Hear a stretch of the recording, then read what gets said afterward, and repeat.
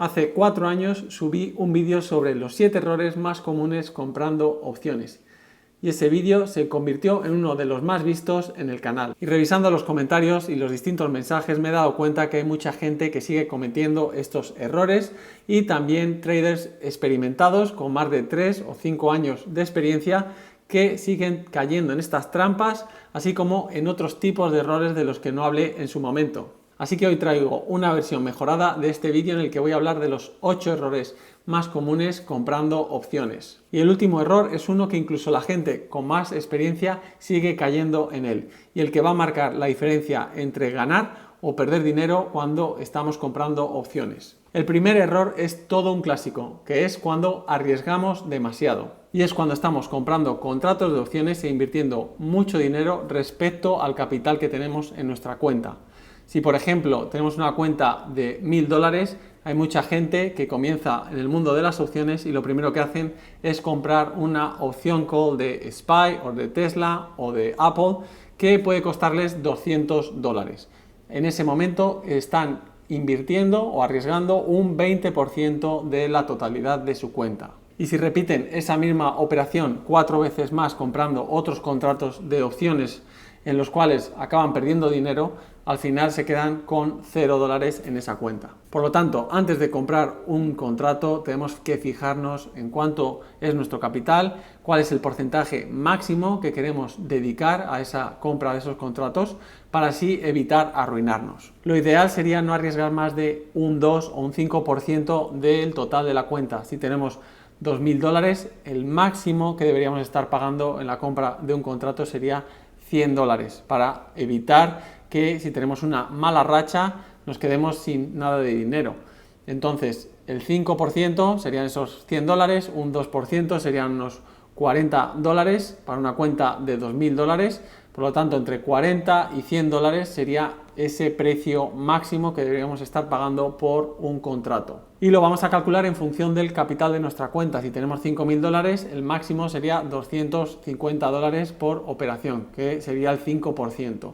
A mí personalmente me gusta ser más conservador, utilizo la regla del 2% y limito a un 2% de la totalidad de mi cuenta el valor que voy a invertir en esos contratos que estoy comprando. Y esto quiere decir que no vamos a poder comprar cualquier opción que queramos siempre, ya que si no tenemos una cuenta con mucho capital nos va a limitar los tipos de stocks, de empresas que podamos comprar opciones, ya que algunas de ellas las opciones, los contratos son muy caros y por lo tanto vamos a tener que fijarnos en otro tipo de contratos que comprar. Al aplicar la regla del 2 o del 5%, esas ganancias van a ser menores, pero nos van a proteger para evitar el perder todo el capital de la cuenta. Pero tenemos algo más de flexibilidad aquí. Si estamos muy limitados por el capital de la cuenta y queremos comprar contratos un poco más caros que van a superar ese 5% o ese 2%, lo que tenemos que hacer es seguir un plan que consiste en que vamos a salir de esas operaciones, es decir, si hemos comprado una opción call,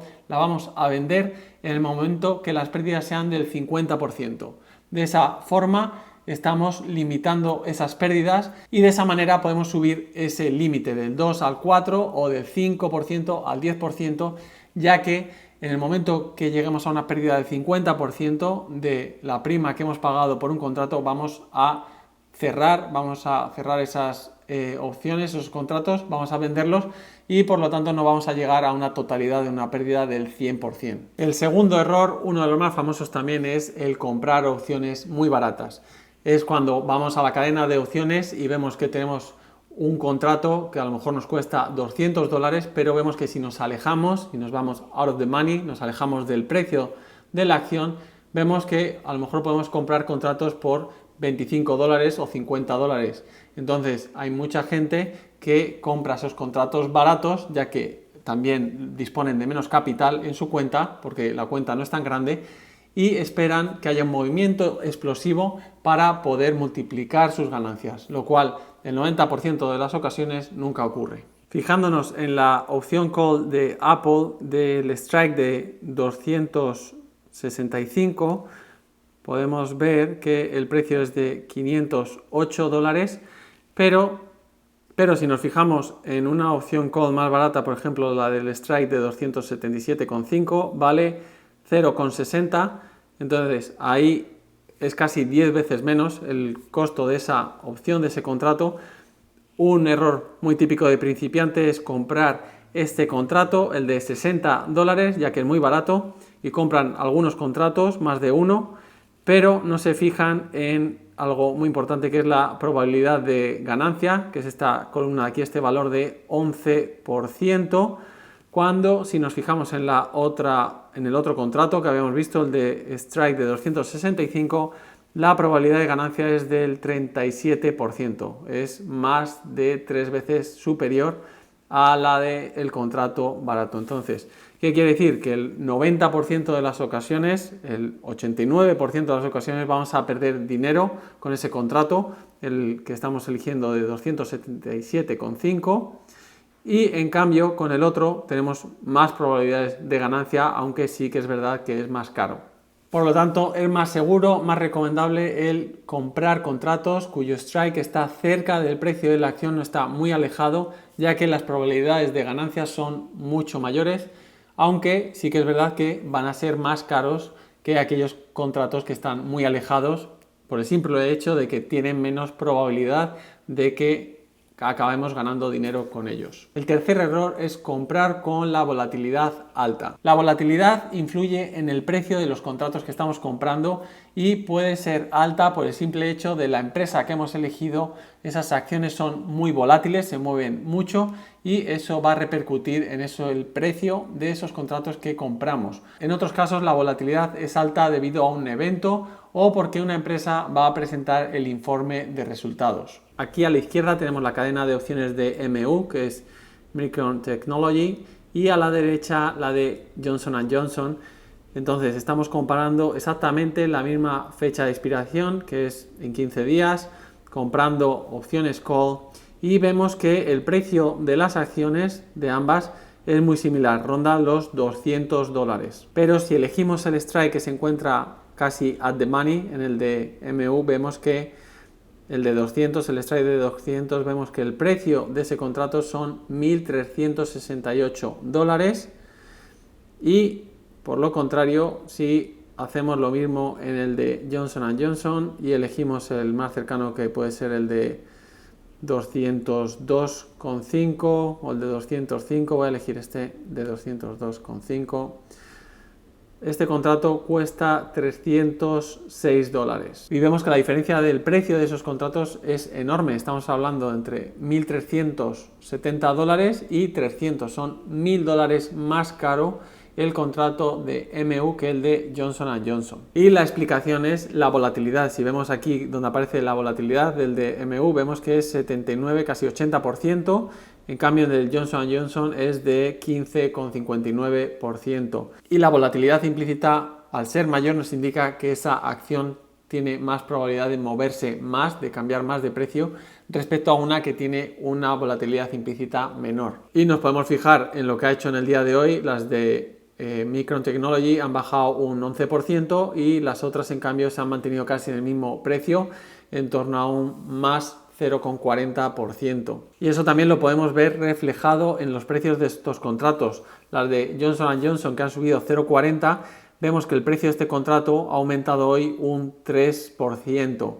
En cambio, las de MU vemos que han bajado un 11% las acciones y el precio del contrato ha perdido prácticamente la mitad, ahora vale un menos 56%, por lo que tenemos que tener claro la volatilidad y lo que influye en el precio de los contratos y no llevarnos sorpresas, ya que si acabamos comprando esos contratos de $1.300, puede ser que al día siguiente cuesten $600 o $700, prácticamente la mitad, y a lo mejor no entendemos por qué. Por eso es muy importante el conocer la volatilidad y saber por qué un precio de un contrato de una acción es muchísimo más caro que el de otra. Y en cuanto a los eventos, como los informes de resultados de una empresa, ya lo hemos comentado antes, que hay una cosa que se denomina el IV crash, que es que la volatilidad implícita se desploma totalmente después de presentar ese informe de resultados. Aquí podemos ver en la gráfica de Amazon cómo cada vez que presentan los informes de resultados,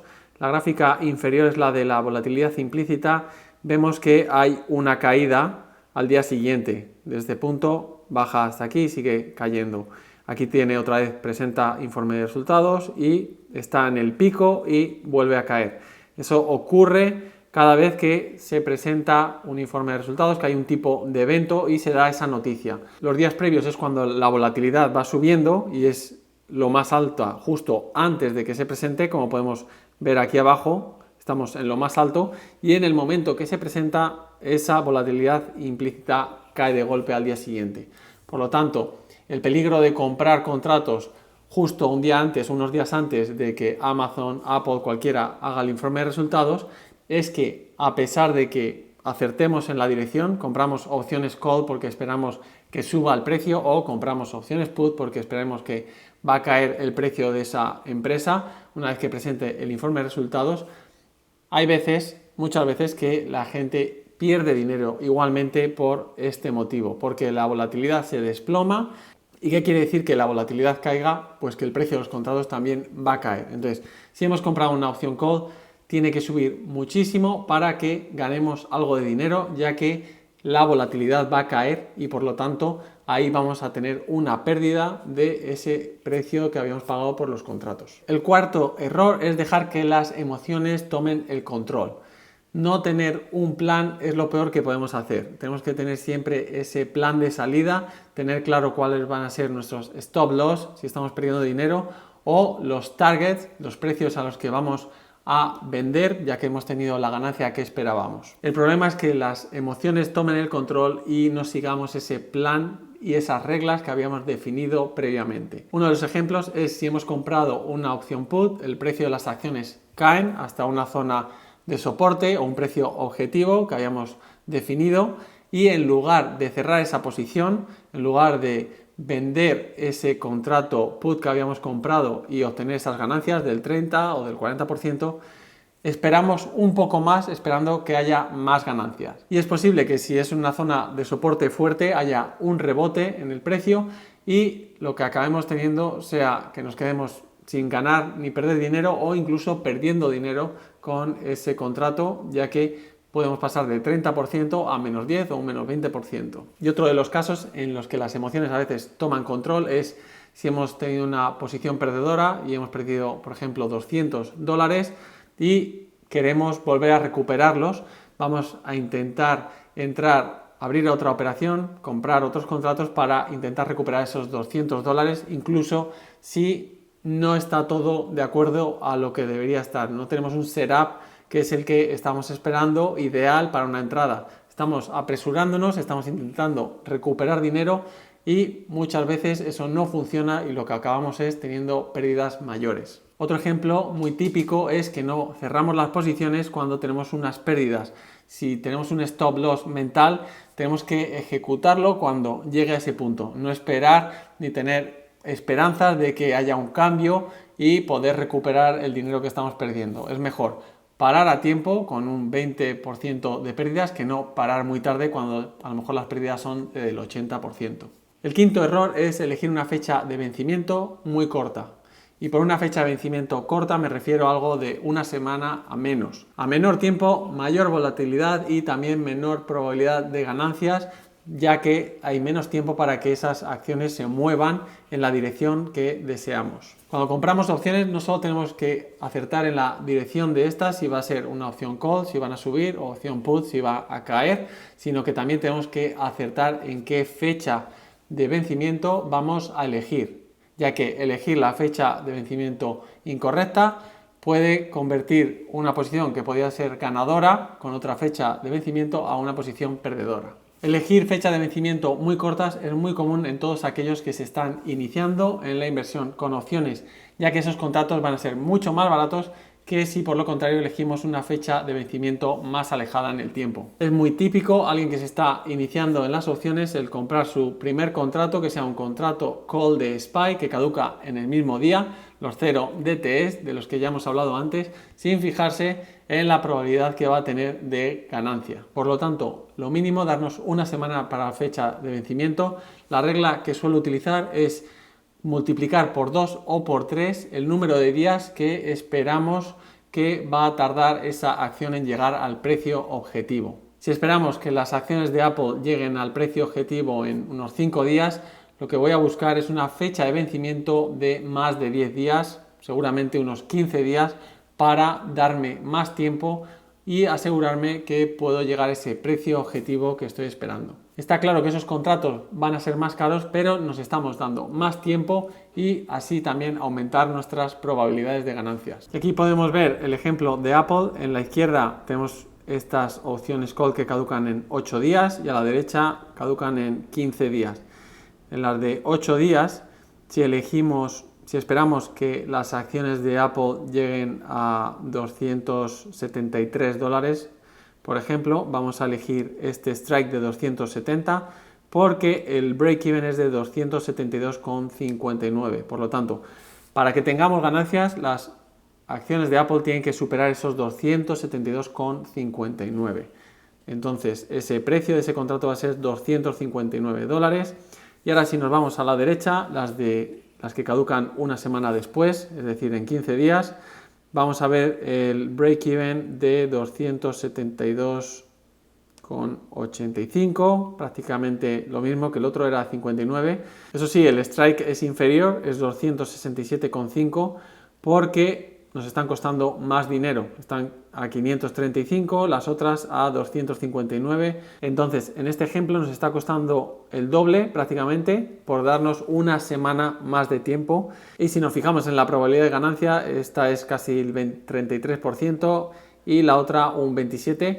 La diferencia no es muy grande, la verdad, pero lo que tenemos que tener en cuenta es que nos estamos dando una semana más para que las acciones lleguen a superar ese precio. Otro factor muy importante en cuanto a la fecha de vencimiento es la variable griega teta. Si nos fijamos en la opción cara, en la que caduca en 15 días, es de $20. Eso es lo que va a perder cada día. Este contrato va a perder $20 por cada día que pase.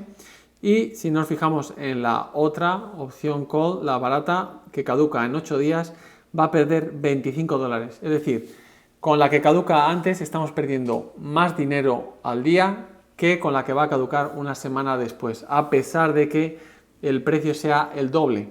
Con la opción call barata estamos perdiendo casi un 10%, ya que cuesta el contrato 259 y estamos perdiendo $25 diarios, eso es el 10%, y en cambio con la otra estamos perdiendo menos del 5% diario. Y el sexto error en la lista es ignorar el spread, es decir, ignorar el precio, la diferencia que hay entre el precio de venta y el de compra de estos contratos de opciones. Si la diferencia es muy grande, quiere decir que vamos a entrar en una operación ya perdiendo dinero considerablemente, ya que vamos a comprar a un precio elevado y a la hora de vender tenemos que vender a un precio que está por debajo. En los contratos de Oklo, por ejemplo, si nos fijamos, aquí en el strike de 39 vemos que el precio, la prima de este contrato, de esta opción call, es de $455 y nos podemos fijar que el bid y el ask, la diferencia es muy grande, es de $380 a $530. Si le doy aquí a continuar, va a intentar comprarlo por $455, pero la diferencia es muy grande, estamos hablando de $150 de diferencia, prácticamente un 30%, más de un 25% del precio de estos contratos. ¿Cuál es el problema? Que si compramos a 455, aunque a lo mejor tenemos que aumentarlo a 500 para poder completar esta compra, luego vamos a tener que vender a lo mejor por debajo de esos 455, entonces ya estamos perdiendo un 15, un 20% sin haber pasado siquiera ni un minuto de la compra de este contrato. Por lo tanto, muy importante que nos fijemos en la liquidez de estos contratos, esa diferencia, y a veces no tiene sentido hacer estas compras ya que nos va a poner en una mala posición.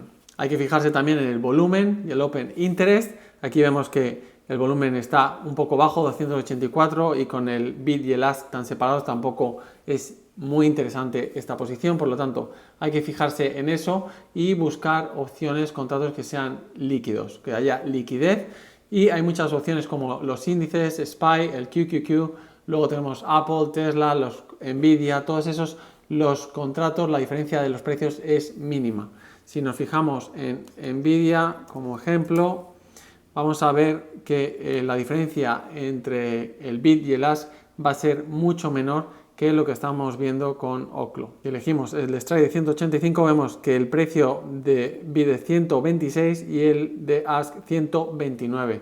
La diferencia son $3 tan solo. Por lo tanto, siempre hay que fijarse en esta diferencia entre el precio de compra y el de venta antes de que la aplicación nos asigne el precio que crea conveniente y luego acabar teniendo ya pérdidas nada más completar esa compra. Y el séptimo error es mantener las posiciones hasta la fecha de vencimiento. Hay mucha gente y muchos comentarios que veo preguntando que cuándo se pueden cerrar esas posiciones, si tienen que esperar hasta la fecha de vencimiento de esos contratos. Y la respuesta es no.